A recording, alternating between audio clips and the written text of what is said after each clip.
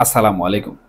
আমরা বর্তমান সময়ে সামাজিক যোগাযোগ মাধ্যম বলুন কিংবা আমাদের টেলিভিশন মিডিয়া বলুন, আমরা যখনই সময় পাই তখনই কিন্তু আমরা টক শো জিনিসটা খুব বেশি উপভোগ করি। বিশেষ করে আমরা যারা রাজনীতি নিয়ে কথাবার্তা বলতে পছন্দ করি কিংবা রাজনীতি নিয়ে জানার ইচ্ছা রাখি, অথবা সাম্প্রতিক সময়ে কি ঘটছে রাজনীতির মধ্যে এই সকল বিষয়বস্তুর বিশ্লেষণ, তথ্য উপাত্ত, খবরাখবর এগুলো জানার জন্য কিন্তু বিভিন্ন ব্যক্তিবর্গের আলোচনা শুনি বা তাদের টকশো গুলো দেখি।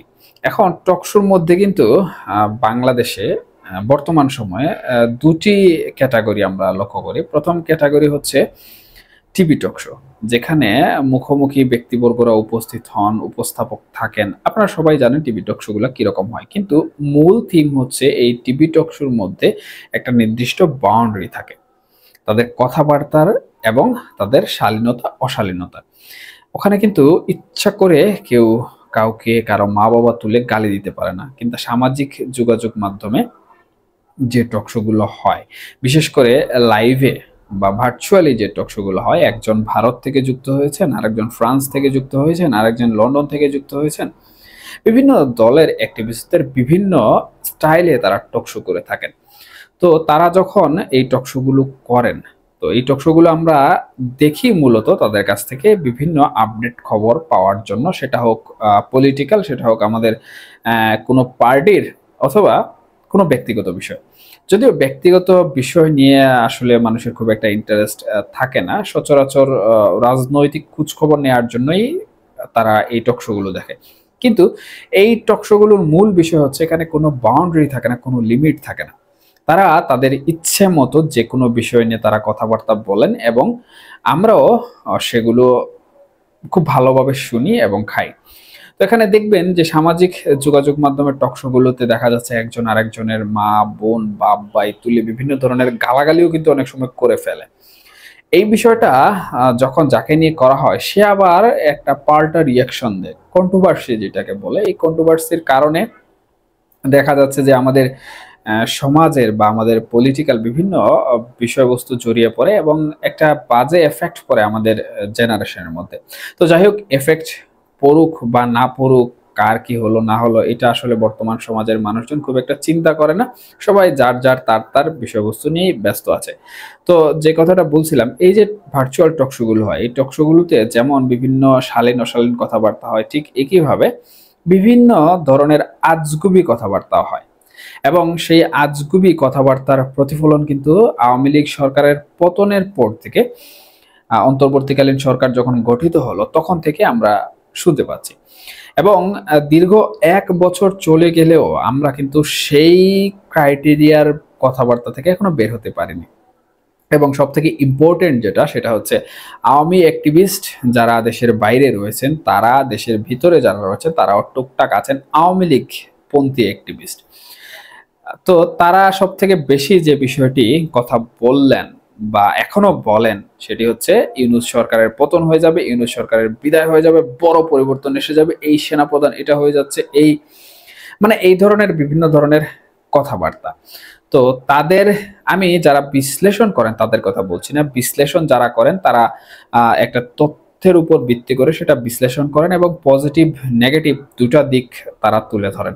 তাদের কখনো কখনো তাদের সে আন্তাজ যেটি রয়েছে, মনে রাখবেন সংবাদ এক জিনিস, বিশ্লেষণ আরেক জিনিস। বিশ্লেষণের মধ্যে পজিটিভ নেগেটিভ দুইটা জিনিসই থাকে অনেক সময়। আবার বিশ্লেষণ আগাম বার্তা হিসেবে ভবিষ্যৎবাণী বা উনার যে একটা সেন্স রয়েছে, সেন্স অফ হিউমার, সেটা ব্যবহার করে উনি একটা কথাবার্তা বলেন, প্রেডিকশন করেন যেটাকে বলা হয়।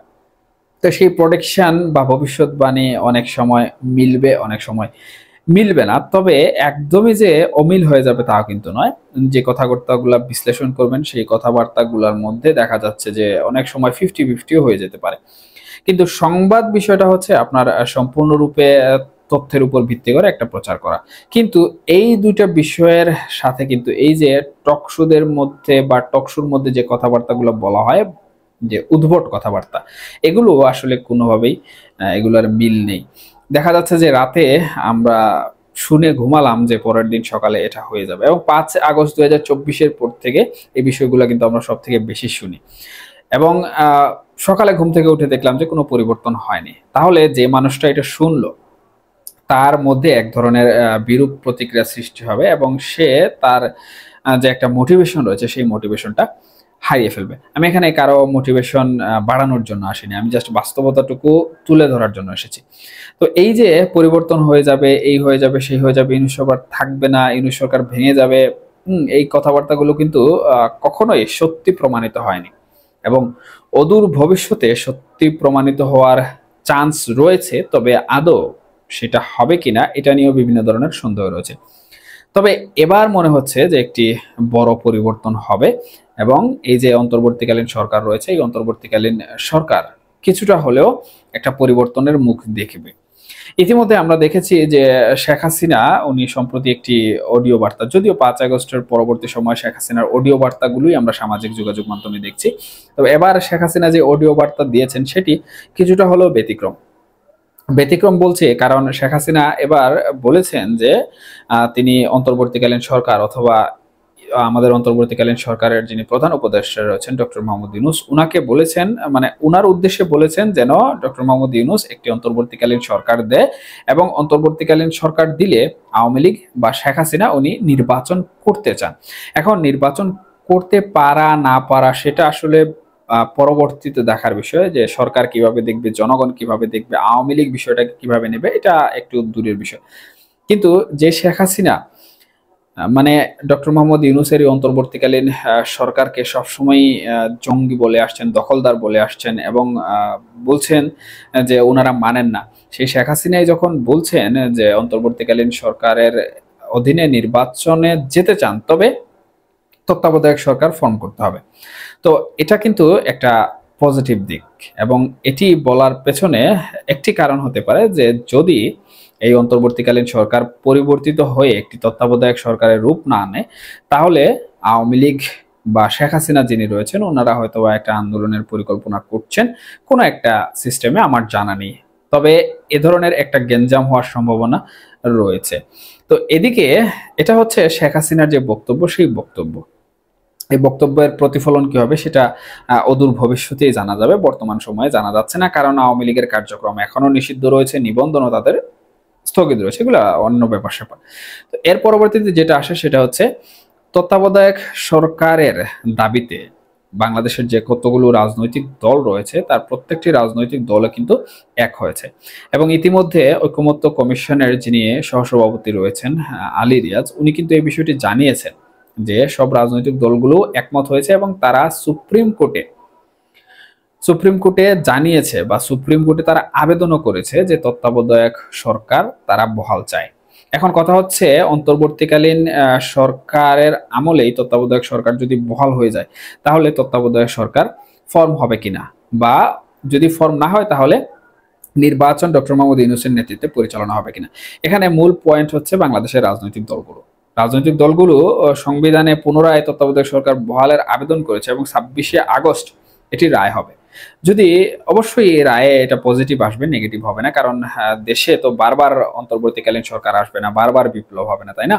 সুতরাং একটা নির্দলীয় তত্ত্বাবধায়ক সরকারের আইন পাশ হয়ে যাবে, এটাই স্বাভাবিক বা এটাই হওয়ার কথা।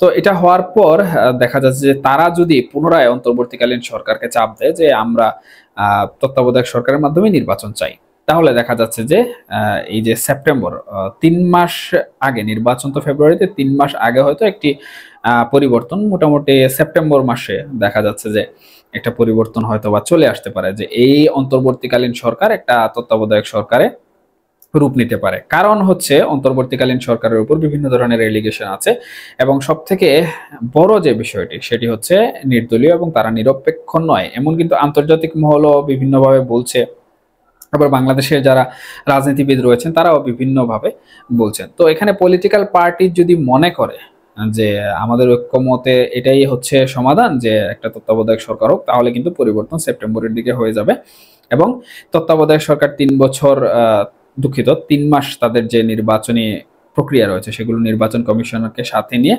চালাবে এবং একটি সুষ্ঠু নির্বাচন উপহার দিবে। এখানে আরেকটি বিষয় রয়েছে যে এই পরিবর্তন হবে, কিন্তু অন্তর্বর্তীকালীন সরকারের প্রধান উপদেষ্টা সম্প্রতি একটা নিবন্ধনও কিন্তু লিখেছেন একটা পত্রিকার মধ্যে, এবং তিনি সেখানে বলেছেন যে উনার সরকারের আশা আকাঙ্ক্ষা ইচ্ছা যেটাই আছে সেটা হচ্ছে একটি সুষ্ঠু নির্বাচন উপহার দেয় জনগণকে। তো সেই হিসাবে অন্তর্বর্তীকালীন সরকারের প্রধান উপদেষ্টার কিন্তু ইচ্ছা রয়েছে নির্বাচন করার। এখন মনে হয় না যে অন্তর্বর্তীকালীন সরকারের প্রধান উপদেষ্টা আসলে সরে যাবেন। তবে হয়তোবা তত্ত্বাবধায়ক সরকারের যেহেতু দাবি উঠেছে বা তত্ত্বাবধায়ক সরকারের ইচ্ছা সবাই পোষণ করছে, আবার আওয়ামী লীগের সভানেত্রী শেখ হাসিনাও যেহেতু তত্ত্বাবধায়ক সরকার নিয়ে কথা বলছেন, সুতরাং এখানে একটি বিশাল পরিবর্তন হওয়ার সম্ভাবনা রয়েছে। এবং যদি পরিবর্তন না হয় তাহলে আওয়ামী লীগের সভানেত্রী শেখ হাসিনা যেভাবে বলছেন সেভাবে হয়তোবা একটি গ্যাঞ্জাম হওয়ারও ঝুঁকি থাকতে পারে। এখন সব জিনিসগুলা আসলে নির্ভর করছে বাংলাদেশের রাজনৈতিক দলগুলোর উপর এবং অন্তর্বর্তীকালীন সরকারের ভবিষ্যতে যে কর্মপরিকল্পনা রয়েছে সেই কর্মপরিকল্পনার উপর।